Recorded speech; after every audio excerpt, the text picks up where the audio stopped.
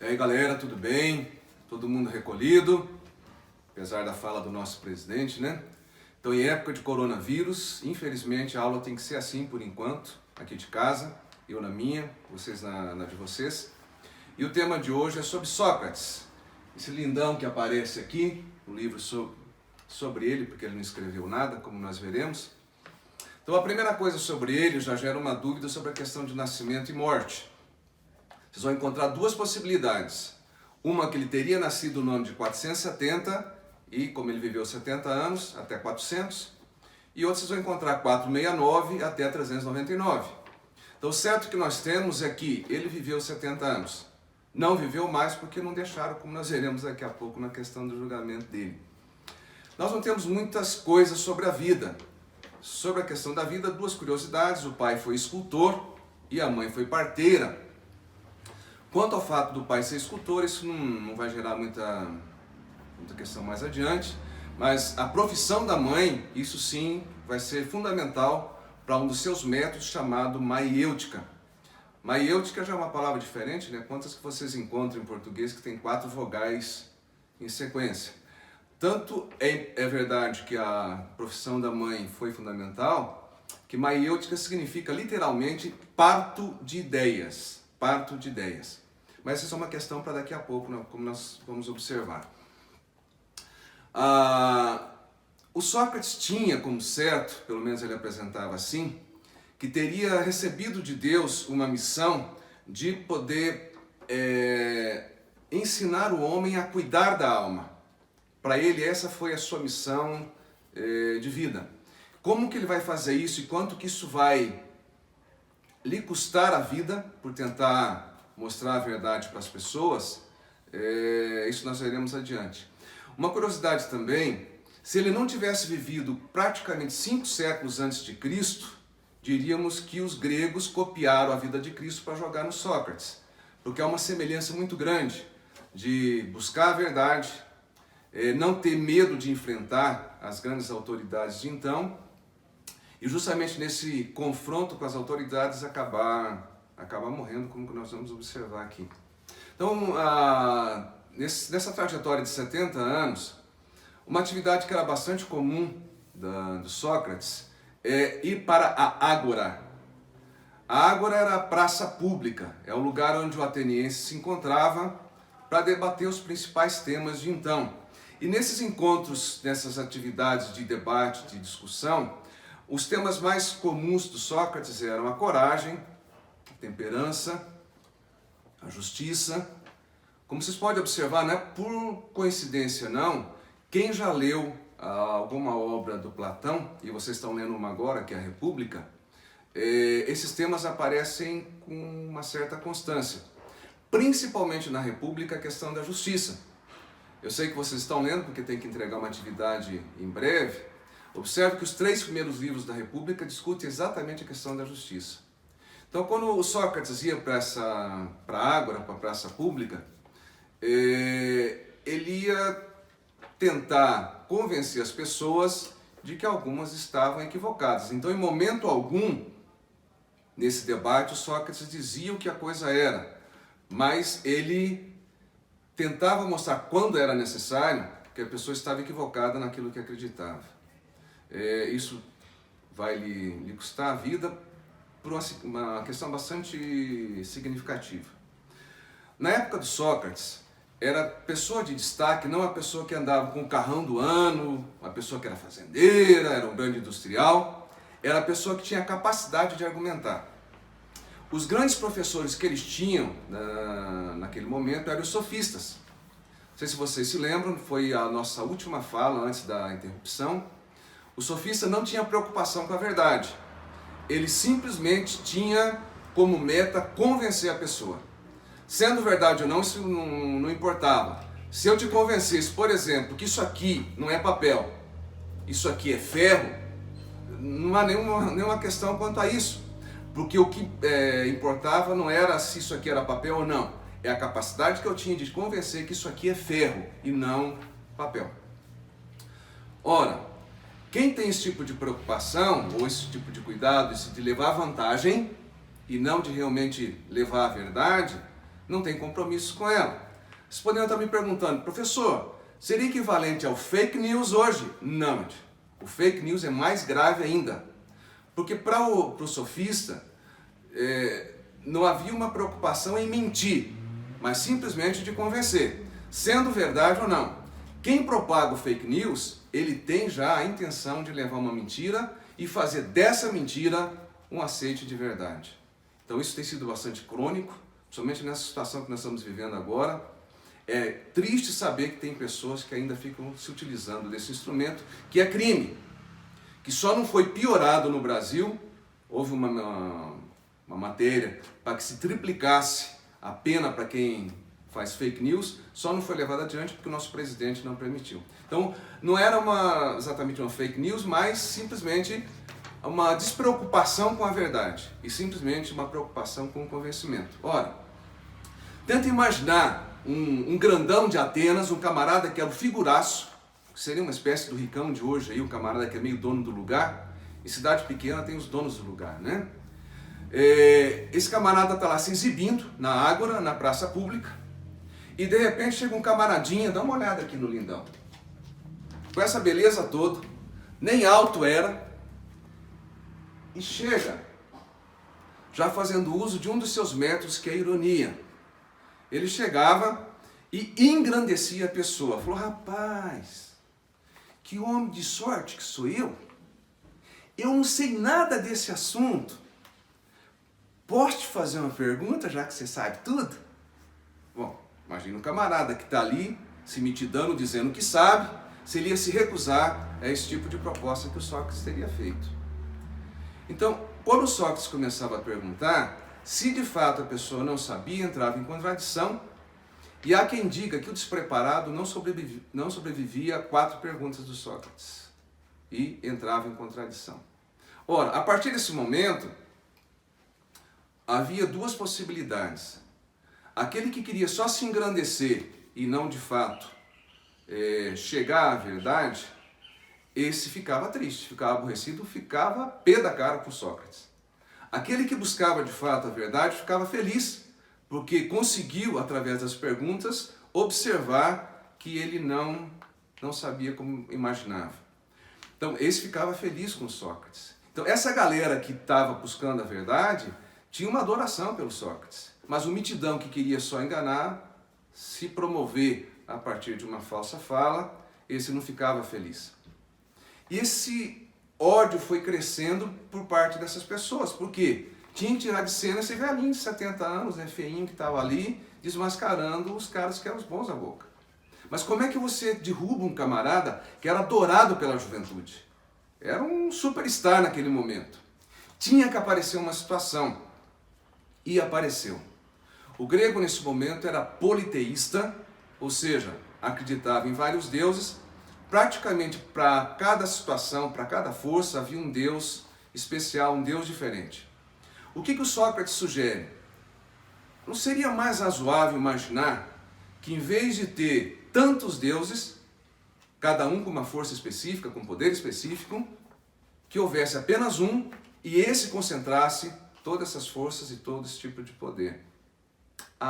Apareceu a oportunidade que esses camaradas que não gostavam dele esperavam para poder tirar o Sócrates de cena. Por quê? Falar para o jovem que a religião que ele tem não é a certa, vê se dá para fazer um paralelo com algumas situações que você já viveu. Falar para o jovem que isso não era certo era um crime. E ele é chamado para julgamento por perverter a juventude. Tirar da juventude o espírito correto daquilo que era a religião. Ele é chamado, o julgamento é estabelecido, e é o momento que o Sócrates tem direito à defesa. Para quem já leu o livro Apologia de Sócrates, apologia significa defesa, do Platão, ele, em alguns momentos que ele apresenta a sua defesa, um ponto específico ele diz: ateniense, que pena merece um cidadão seu que, quando foi à guerra, voltou, não quis nenhum tipo de recompensa, que era comum naquela época. Como uma forma de dispersar, quebrar a estrutura da família, quando a pessoa participava da guerra, ganhava um pedaço de terra longe dali para poder quebrar a estrutura familiar. Ele não quis nenhum tipo de recompensa, mesmo tendo lutado. Falou que pena merece um camarada que ensina, mas não cobra nada por isso. Só lembrar que os sofistas viviam de receber dinheiro daquilo que ensinava. Então ficou uma situação constrangedora. Como é que você condena um camarada que é exemplo, é modelo? Tentaram resolver meio a lá brasileira, sabe? Chamaram Sócrates de um lado e falou, camarada, vem cá. Reconhece que você errou, que você mentiu. Você vai para casa, nós também, e está resolvido, acaba o julgamento aqui. Sócrates, com 70 anos, falou, senhores, passei minha vida inteira buscando a verdade. Vocês querem agora que eu vá a público dizer que tudo que fiz, tudo que falei é mentira? Não. Cumpram com o seu dever. Se culpado sou, o Estado é obrigado a cumprir a lei. E a lei era bastante severa. Como foi decretado realmente como culpado, a pena dele foi de tomar cicuta, um veneno que não matava de imediato, sobraria tempo para pensar naquilo que fez tal, mas matava. Então, um pouco antes de tomar cicuta, teria ocorrido um episódio que essas pessoas que gostavam demais dele, seus discípulos, teriam ido à prisão e preparado uma fuga para ele. Uma fuga. Esse diálogo que o Sócrates teria, porque não, isso é uma possibilidade, não é uma certeza, esse diálogo que o Sócrates teria tido com essas pessoas vai aparecer na obra Fédon, do Platão, mais tarde, que vai discutir exatamente sobre a questão da alma.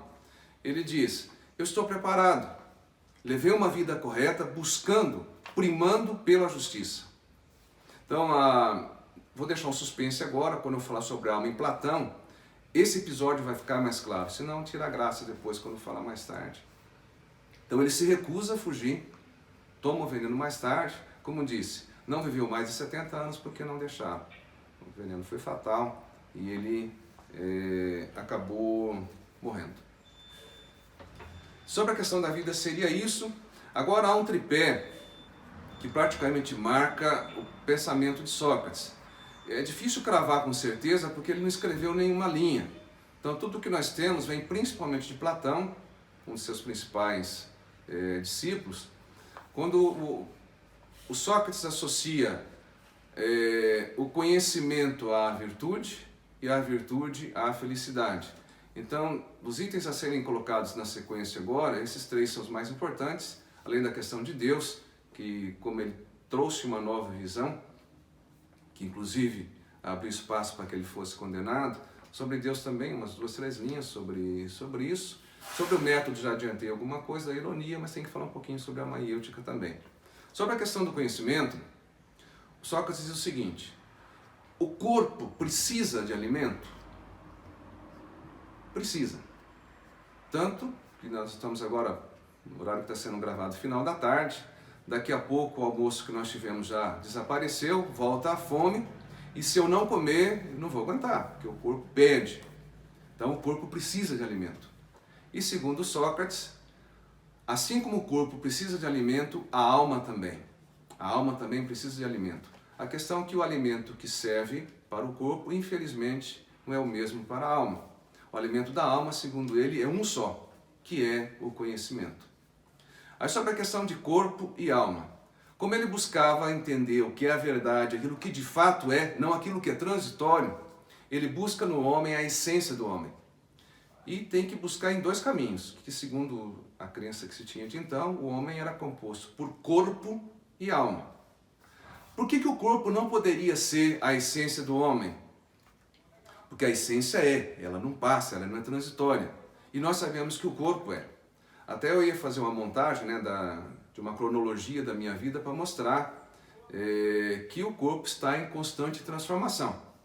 Infelizmente, não exatamente para melhor, com o passar do tempo, como vocês sabem, o corpo vai definhando em todos os sentidos, perdendo a sua energia, as dores vão aparecendo. Então, se o corpo vai se transformando e um dia deixa de existir, então a essência do homem não pode ser essa.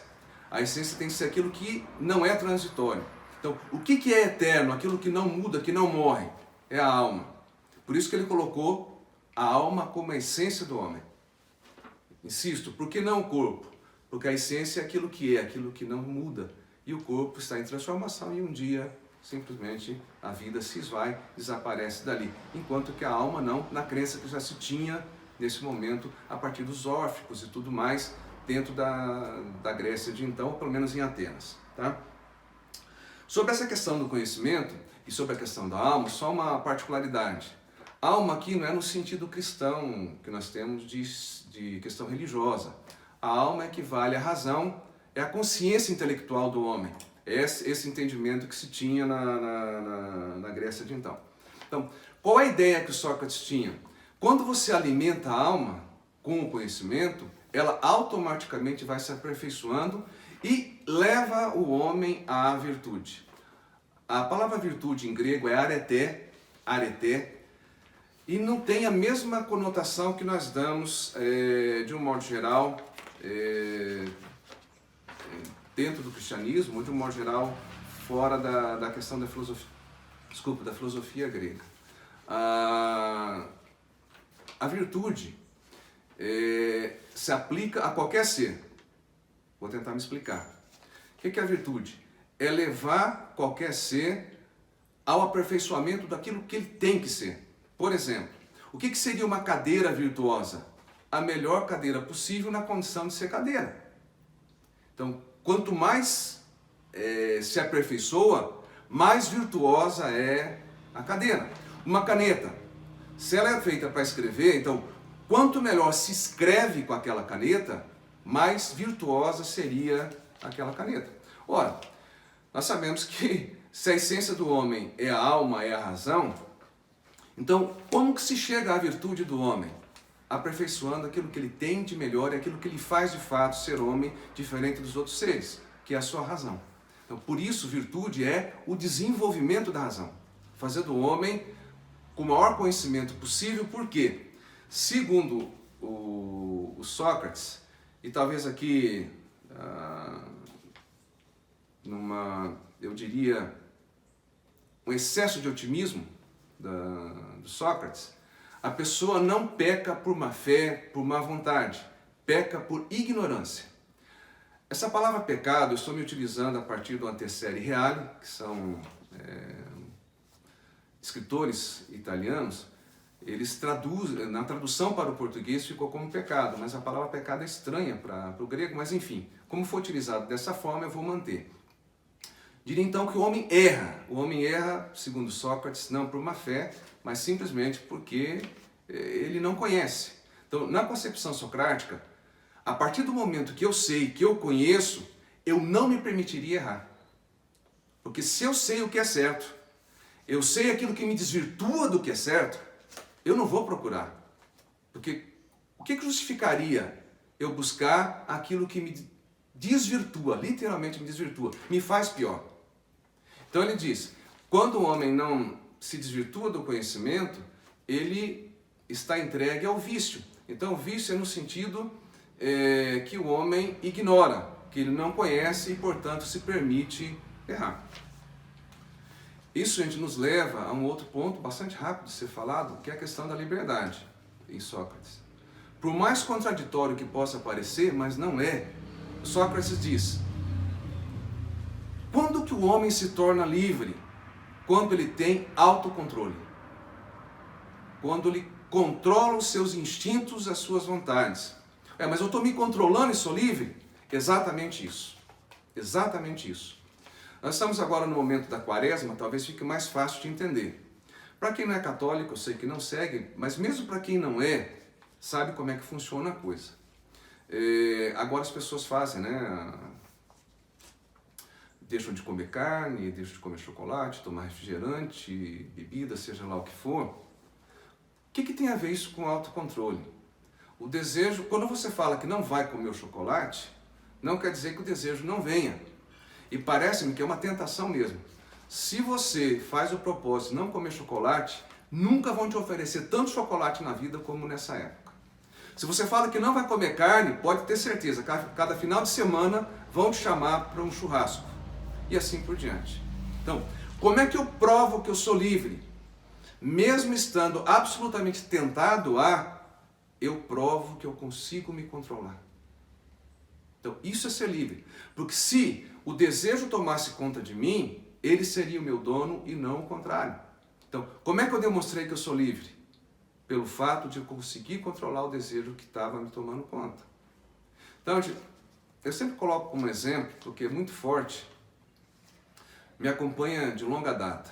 Quando eu dava aula no Santa Cruz, me assustava, porque a aula começava às 7h45, e eu passava por um bar às 7h30 da manhã e um homem estava tomando pinga. 7h45 da manhã. Provavelmente seria o café da manhã dele. E agora, quando vou à faculdade, vou pela manhã a pé, também me deparo todos os dias com o senhor tomando lá a sua garrafinha de cerveja, pelo menos uma. Então, quem tem que tomar pinga às 7h30 da manhã, ou a sua cerveja às 7h30 da manhã, ele é livre. Quem que está mandando em quem? Não é o vício que tomou conta da pessoa e se tomou conta, ele não tem mais controle sobre isso. Quem não tem controle, livre não é, porque é dominado por. Porque vocês vão me fazer acreditar que uma pessoa livre tem a necessidade, queira tomar pinga às 7h30 da manhã, sendo o seu café da manhã. Tá? Então é isso que o Sócrates está tentando nos dizer, que aquela pessoa que é livre tem autocontrole, consegue controlar os seus instintos. Como eu havia dito lá atrás, o Sócrates faz o seguinte esquema: o conhecimento, que é o alimento da alma, quem adquire o conhecimento se torna virtuoso, e quem se torna virtuoso necessariamente será feliz. Será feliz. Por quê? Consegue viver uma vida justa, uma vida correta, buscando aquilo que tem que ser feito e não aquilo que exatamente deseja. Tá? Então, a palavra felicidade vem do grego eudaimonia, e aqui, para quem é cristão, fica meio estranho, porque quando se fala em demônio, para nós, é aquele anjo caído, né, que se voltou contra Deus. Então, o sentido de demônio, para o grego, é totalmente diferente daquilo que nós temos na tradição judaico-cristã. Então, esse demônio, daimonium, que é do grego, seria uma espécie de voz divina, que me alerta quando eu estou prestes a errar. Olha o que o Sócrates está dizendo. Como eu sou livre, me alerta, mas não me impede de fazer. A decisão é minha de dar sequência ou não. É como se segurasse por um momento, mas não arrastasse para trás. Segurasse como um alerta: olha, cuidado. Você vai se privar da liberdade, você vai buscar aquilo que o vício te conduz. Então, cabe nesse momento de alerta, aproveitar da situação e recuar diante da iminência do erro. Então, o que isso tem a ver com a felicidade? A pessoa que se privou do erro, que se esquivou do vício, ela se mantém na virtude e se continuará no caminho da justiça e da correção. Segundo ele, quem segue, quem trilha esse caminho, não tem outra consequência possível a não ser a da felicidade, porque fez aquilo que tinha que fazer. Por isso que ele estava muito sereno na hora da morte. Foi uma pessoa que buscou sempre fazer aquilo que é correto. Ele sabia que haveria um prêmio para isso depois e que não tinha dúvida alguma que seria recompensado e que estava preparado. Porque ele disse: o conhecimento nos prepara para a morte, porque vai livrando o ser humano gradativamente, do erro e do vício. Esse daimonium que cuida da pessoa, aqui nós temos uma conotação diferente. Não é no sentido, quando se tem esse cuidado, não é no sentido individualizado, porque o grego não tinha noção de pessoa, cuidava do ser humano como um todo. Essa questão de individualizar, de personalizar, são os cristãos que vão colocar mais tarde. Então, quando Deus está preocupado com a totalidade do ser humano e não de maneira individualizada. Então, que se coloque isso para que não haja nenhum problema mais tarde. E sobre a questão da felicidade ainda, até por questão de coerência, o Sócrates vai dizer: não tente encontrá-la nos bens materiais, porque ele não está. Tem que buscar para além disso, principalmente na noção daquilo que é certo e daquilo que é errado. E outra questão que ele diz também: quem consegue ouvir a voz dessa divindade, desse daimonium, ele se livra da híbris, ou seja, da arrogância de se achar dono da verdade e que não precisa de nada e de ninguém para poder tomar as decisões daquilo que vai fazer. A visão de Deus que nós temos, ela é ainda dentro dessa imagem cristã, então há algumas novidades que serão colocadas aqui mais tarde com Aristóteles também, melhorada inclusive com Aristóteles. Segundo Sócrates, Deus seria o idealizador do homem, presta atenção, não o criador, o idealizador. Porque na visão do grego, de então, as coisas sempre existiram, portanto, se sempre existiram, não há um momento de criação. Então, aquela figura de Deus criador, ela praticamente desaparece e depois o próprio Aristóteles melhora essa colocação.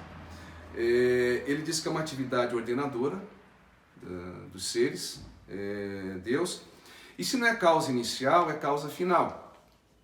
O que é isso? Aquela perfeição absoluta que me inspira, que me coloca na direção para que eu, a partir do conhecimento, eu possa melhorar e chegar o mais próximo possível dessa perfeição que me puxa, que me atrai. E se é um ser perfeito, ele diz, não pode ter o direito de mentir. É bom lembrar de que as divindades gregas de então não se privavam da mentira. Elas eram tomadas de algumas atividades humanas bastante comuns. Se a mentira fosse necessária como artimanha, não havia nenhum problema quanto a isso. E o Sócrates corta essa possibilidade. Se é uma divindade, e se é a divindade, tira a possibilidade da mentira. Então, não há muito sobre isso, porque depois Aristóteles vai trabalhar um pouco melhor essa imagem de Deus, essa figura de Deus. Sobre a questão dos métodos, já adiantei, que é a ironia, só relembrando. Então, como é que o Sócrates se utilizava da ironia? Primeiro, se mostrando como não conhecedor. Como não conhecedor. Isso enchia a pessoa de vaidade, de força, aquele que se mostrava conhecedor. Então, se eu não conheço, eu me dou o direito de perguntar, eu quero saber. Esse era o segundo momento. Então, e a pessoa que se dizia conhecedora ficava sem jeito de dizer que não. Então, quando ele começava a perguntar e a pessoa entrava em contradição, isso mostrava que ela não sabia como imaginava. Então isso levava a duas possibilidades, a duas consequências. O metido, aquele que queria só se exibir, ficava com ódio, com raiva do Sócrates. Esse grupo que levou Sócrates à morte. E aquele que de fato buscava o conhecimento ficava feliz, porque o Sócrates mostrou para ele que ele estava no caminho equivocado. Então Sócrates em momento algum dizia o que era. Pelas perguntas ele mostrava para a pessoa se ela sabia ou não. Uma coisa que foi motivo de ódio também, nessa vaidade que se tinha de então, achava que o escravo não tinha a capacidade do conhecimento, e o Sócrates vai trazer a partir do segundo método, que é a maiêutica, parto de ideias. Ele chama o escravo na praça, faz as perguntas adequadas e ele consegue responder questões de geometria. Mas como é que pode isso? É simples. Se é parto de ideias, esse pensamento que o Sócrates tinha partilhado depois pelo Platão, vindo dos órficos, a alma ela já habita num lugar e antes de encarnar, de estar no ser humano, ela admirou, conheceu as coisas como elas são. Então, há um esquecimento quando essa alma incorpora, mas o homem, o ser humano estaria grávido desse conhecimento. Ou seja, se fossem feitas as perguntas certas, gradativamente as ideias começavam a nascer. Por isso, gente, a profissão da mãe se tornou importante.